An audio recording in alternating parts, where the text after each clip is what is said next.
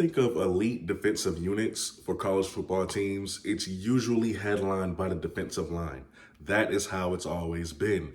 But as of recently, lately in college football, we have been seeing that it's not really the case anymore for a lot of teams. For now, you don't really need the top end defensive line. It helps, but if you have a top end secondary, it can work just as well. Your defense can still be as elite with a top end secondary. It's scary to think of the teams that have these secondaries and just how dominant they've been. For Jackson State, we thought we were going to get that last year. Didn't really turn out to be the case. They were kind of up and down a little bit. But this year, that secondary is scary. It's scary. You see, last year, the one true weakness that they had in that secondary, you could argue, was the slot position. I mean, that's where they really got beat at the most. And when you look at them now, it doesn't seem like they have a weakness. They're tall, they're fast, and they're just very good athletes at the DB position. So we're going to talk about 5 guys in particular. Shiloh is not one of them. The reason why Shiloh is not one of them, keep in mind, is because, yes, if you have not heard the rumors, Shiloh, he had a pretty serious injury a while back. He had surgery on it. Actually, the week after he had the injury, he flew to Florida, got that surgery done. So he'll be back. You know, it was a pretty serious injury. He'll be back, but you probably won't see him until like week 3 or beyond. So, you know, he's still rehabbing from that injury. But Shiloh will be back during the season. So we're not going to talk about Shiloh. This new look secondary for Jackson State, sorta, kinda. It's scary to think about because, yes, you have Nugget. We'll start with Nugget, as a matter of fact. Nugget, man, 6'1", 185 pounds, right? He's the most feared defensive back in the FCS. Cut Day even called him that itself, if you don't want to believe me. Nugget is the most feared FCS defensive back. And for good reason. I mean, he's a true man corner.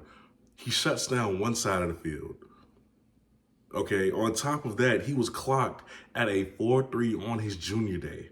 A 4.3 officially at his junior day, which makes the pro scouts drool over him. See, when you watch Nugget play the cornerback position, you can tell that is just someone that you do not want to test, because when he plays that position, it's clear that God-given ability that he has just makes it come so effortless to him. Because remember, his backstory to how he even got to be the #1 JUCO prospect was a very irregular one. He didn't really have much experience in high school or in grade school, period, at the position. This is really God-given ability that you're seeing with Nugget. And from the clips that I've seen lately, all he's done is continues to get better, right? Ever since that spring season where he jumped off the porch playing as well as he did. Last year, he played really well for the COVID season. Well, that was the spring season, but you know, he's been playing very well up and like ever since he got there. And now when you look at these clips for spring football, it looks like he's gotten even better, as if that was possible. Nugget will lock down one side of the field. He's a very feared defensive back, right? That's just somebody you don't want to test. He's somebody you don't want to test. So then you shift from Nugget and then you go to the slot position where you have Isaiah Bowden, who's going to be waiting on you. Now, I know y'all are going to say, well, we don't really know who's going to get that slot position yet. If I'm being honest with you, I don't see how it couldn't be Isaiah Bowden, because now that he's fully healthy, you need to realize Isaiah can cover. He's more than just a return guy. And I'm going to tell you why.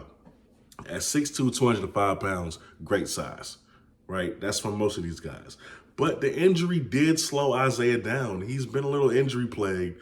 I don't want to say plagued, but he's had problems with injuries before since he stepped on the field at Jackson State. It hindered his COVID season, the spring season that they had. You know, it's hindered him a little bit.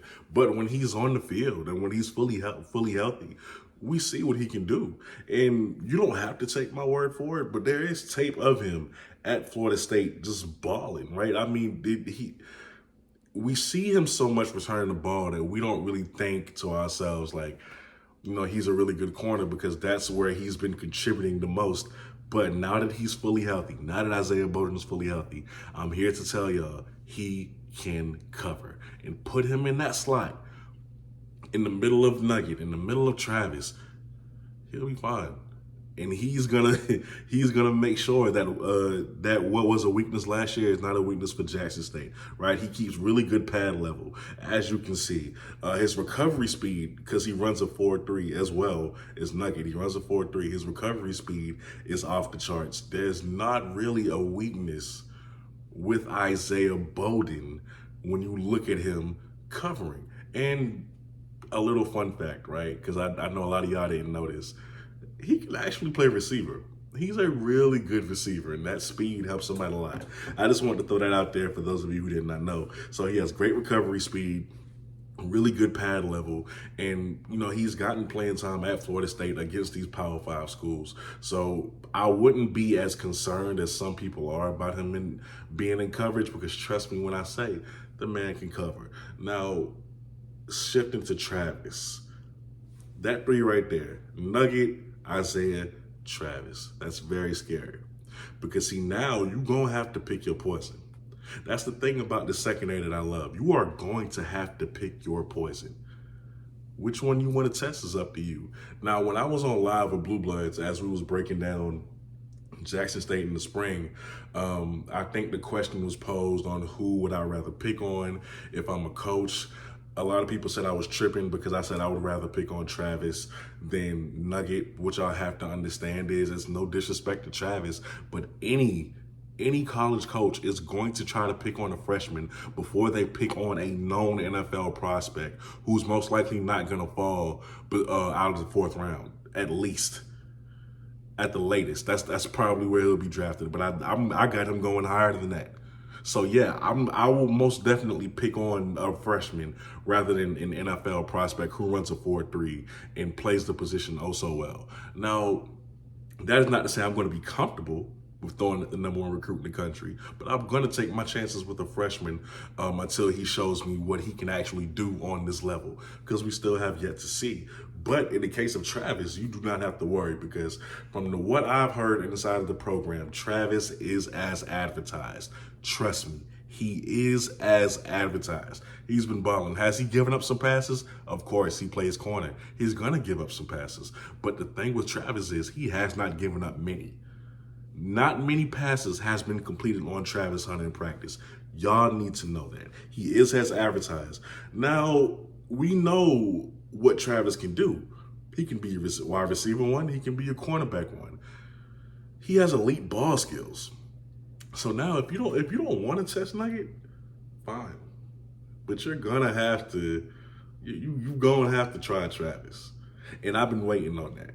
And if I'm a coach, I'm waiting on that. I want you to try Travis and his elite ball skills, the bunnies that this kid possesses, the shifty footwork that he has. Oh, and not to mention, he's able to bait quarterbacks into making bad throws. That's what he does. That's what he excels in. He's been doing it since high school. Now, the only concern that you would have with Travis is how does he stack up versus big receivers? Because he is 165 pounds. He's going to need to put weight on, and he will put weight on. He's not going to stay that weight his whole college career. Coach Prime, everybody knows he can't stay that size, for the duration of his college career. He's going to have to considerably put on more weight, and that'll happen with time. But as for right now, he's at 165 pounds. So how is he gonna handle these bigger receivers? Maybe you bring help. So you go away from Travis. And maybe you want to take one person out because, they're tired. Wiggins. We know about Kev. He's been there. 5'11", 173 pounds. He played valuable minutes throughout the whole last season. I'm not going to make it long with him just to make a long story short. We know about 5. Ain't even much to say on that. Now, you look at the safety position. Because again, Shiloh is most likely going to be out, most likely he's going to be out a couple weeks. I'm not confirming it. I'm just saying I don't think he's going to recover from the injury that fast to be on the field week 1. Maybe they play it safe with him. We'll see. But just in case he doesn't, Cam Sillman, a.k.a. Honey Badger, aka Baby Tyrann Mathieu. At 5'10", 170 pounds, he's even built like Tyrann Mathieu. He's basically the same size, if I'm being honest with you. I think Honey Badger's like 5'9", 174. Right? Cam is 5'10", 170. So it was smart of him to take on that play style because we know the dynamic playmaker the Honey Badger was and still is. Now, see, he takes what he wants, just like a Honey Badger. I love the way Cam plays the game. He's free. He's loose, right? He's smart. He's fast. He's tough. He's disciplined. Everything that Coach Prime looks for, right? So you got that. He's a damn good open field tackler. I mean, damn good. And you can't take that away from him.